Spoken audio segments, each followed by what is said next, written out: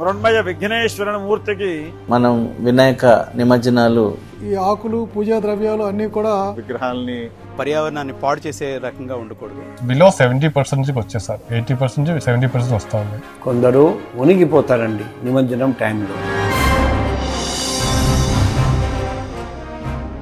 గణేష పురాణంలో మురుల్లింగేష్వధికంతేషాం సదా ప్రీతికరం మమ అంటే మురుల్లింగము అంటే మట్టితో చేసినటువంటిది పార్థివ దేహము అన్నారు. అలాగే మట్టితో తయారు చేసినటువంటి వినాయకుడిని, మట్టితో తయారు చేసినటువంటి ఈశ్వరుణ్ణి ఏ ప్రతిమైన మృణ్మయము అంటారు.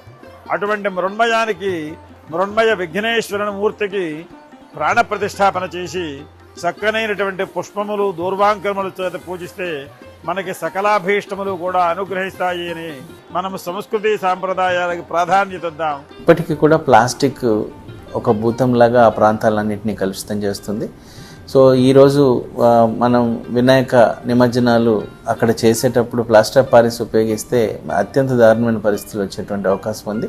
అక్కడ మనందరం కూడా మట్టి వినాయకుల్ని నిమజ్జనం చేసేటువంటి ప్రయత్నం చేద్దాం. విగ్రహాలతో పాటు ఈ ఆకులు పూజా ద్రవ్యాలు అన్నీ కూడా మనం నీటి వనరుల్లో వేస్తున్నాం.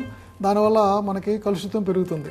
మీరు ఈ ప్లాస్టర్ ఆఫ్ ప్యారిస్ ఈ ప్లాస్టిక్ విగ్రహాలని నిమజ్జనం చేయటం వల్ల చాలా మటుకు కలుషితం అవుతుంది వాతావరణం అంతా కూడా. So please avoid using them అండి. మన పూజలు ఎప్పుడు కూడా పర్యావరణాన్ని రక్షించేవిగా ఉండాలి తప్ప పర్యావరణాన్ని పాడు చేసే రకంగా ఉండకూడదు. నిమజ్జనం అంటే పంచభూతాల్లో కలపడం కాబట్టి మన పూల మొక్కల మధ్య కొత్త కొత్త పద్ధతుల్ని అన్వేషిస్తూ ప్రకృతికి పర్యావరణ పరిరక్షణకు మీరందరూ ప్రోత్సహించాలని, ముఖ్యంగా నీటి వనరులు ఏవి కలుషితం కాకుండా చేయాలని విజ్ఞప్తి చేస్తున్నాను.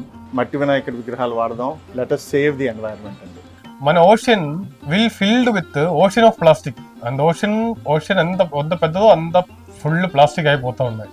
ఇప్పుడు మనం ఈ ప్లాస్టిక్ కి చెత్త అన్ని అది లోపల పెట్టేసి అదన్నీ మనం డిస్టర్బ్ చేసి అదన్నీ చనిపోతూ ఉన్నాయి. ఇప్పుడు ఆ percentage of oxygen producing came down to below 70% వచ్చేసారు, 80% 70% వస్తూ ఉన్నాయి. కాబట్టి మట్టి గణపతిని పూజిద్దాం, పర్యావరణాన్ని రక్షిద్దాం. మనందరం మట్టి వినాయక నిమజ్జనం జరిగేలాగా అందరం ఒక రెజల్యూషన్ తీసుకొని సాధ్యమైనంత పొల్యూషన్ని తగ్గించేటువంటి ప్రయత్నం చేద్దాం. అన్ని విధంగా జాగ్రత్తలు పాటించాలి. సంప్రదాయం ప్రకారం ఘనంగా జరుపుకుందాం.